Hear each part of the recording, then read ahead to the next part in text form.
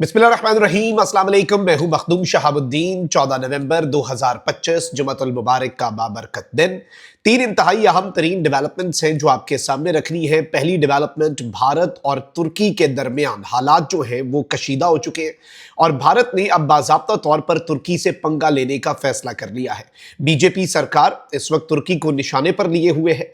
एक तरफ ये अहम डेवलपमेंट है तो वहीं दूसरी जानिब जो दूसरी बड़ी खबर आपके सामने रखनी है वो है नई दिल्ली में धमाका।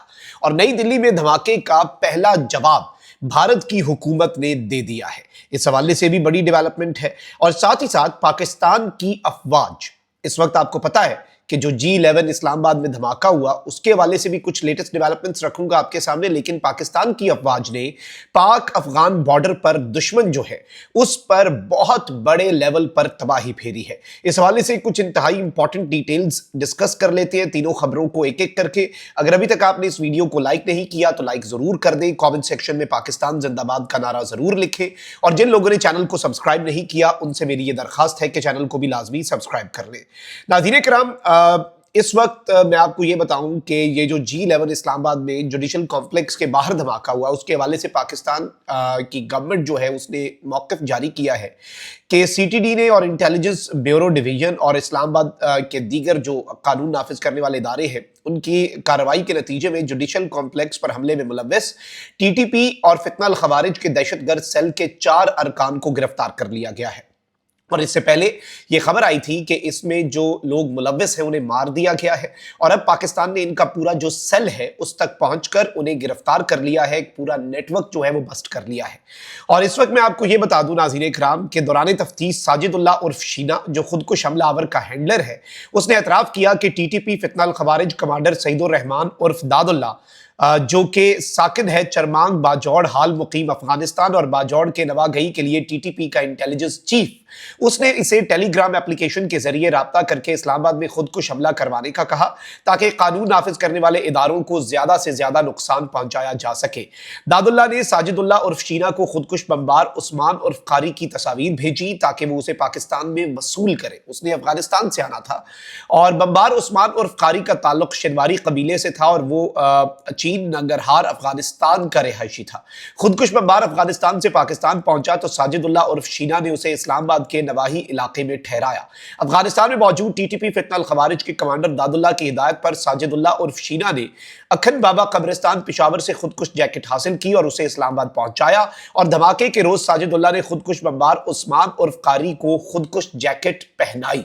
फितनल खवारिज TTP की अफगानिस्तान में मौजूद आला क़यादत हर कदम पर इस नेटवर्क की रहनुमाई कर रही थी। इस वाक़े में मुलव्वस पूरा सेल पकड़ा जा चुका है। ऑपरेशनल कमांडर अपने 3 दहशतगर्द साथियों समेत गिरफ्तार हो चुका। तहकीकात जारी है और मजीद इंकशाफात और मजीद गिरफ्तारियां भी मुतवक्के हैं।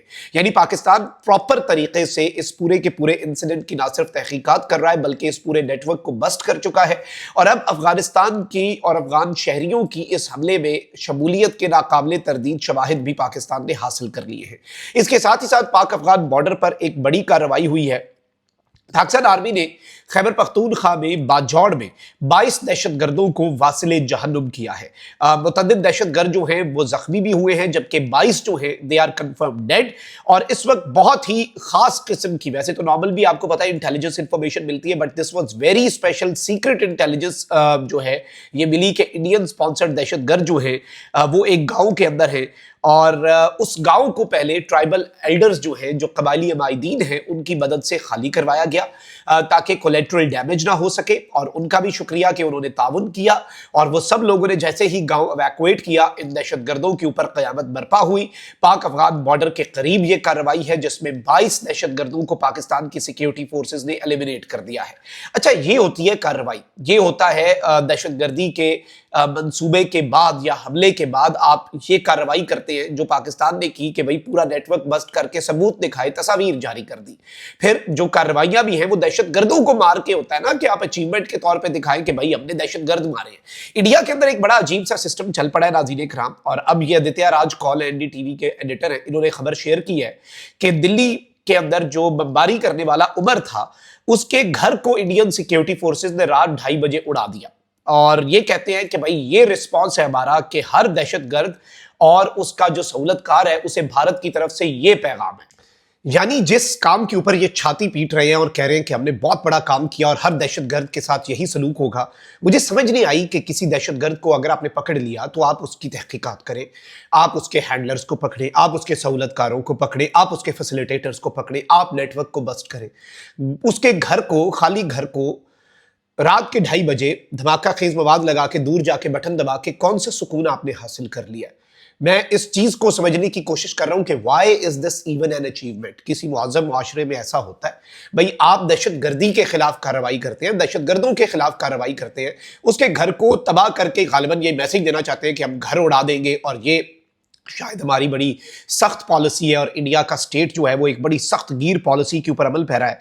बट मुझे इसकी खास कोई समझ नहीं आई कि ये इन्होंने इसे ये प्रेजेंट ऐसे कर रहे हैं बाय द वे कि इन्होंने दहशतगर्दी जो हुई है नई दिल्ली में उसके खिलाफ पहला बड़ा कदम उठा लिया है। पहला बड़ा कदम क्या उठाया जी? उसका घर तबाह कर दिया, खुदकुश बमबार जो ऑलरेडी मर चुका है उसके नेटवर्क को पकड़े, कोई सबूत दिखाएं, कोई एविडेंस दिखाएं, कोई पूरे एक ट्रेल पकड़े, पूरा उसके पाथ को समझे और क्रेडिबल और इररिफ्यूटेबल एविडेंस जो है, नाकाबिले तरदीद शवाहिद पेश करें तो समझ लगे आपकी। अच्छा, एक तरफ ये सब कुछ है तो वही दूसरी जानिब अब इंडियन मीडिया के बाद पहले इंडियन सोशल मीडिया हैंडल्स ने ये हरकत की तो जो टर्किश एम्बेसी है इंडिया के अंदर उसने जवाब दिया कि भाई ये झूठ बोल रहे हैं, ये फेक न्यूज फैला रहे हैं। फिर इंडिया का मेन स्ट्रीम मीडिया, बल्कि अभी भी इंडिया टाइम्स जो है वो कहता है कि Turkey's shadow over Delhi blast as probe tracks terror trail. इस दहशतगर्दी की जो ट्रेल है उसे तहकीकात उसकी की जा रही है और उसके अंदर हमें टर्की का शैडो इस पूरे इंसिडेंट के ऊपर नजर आ रहा है।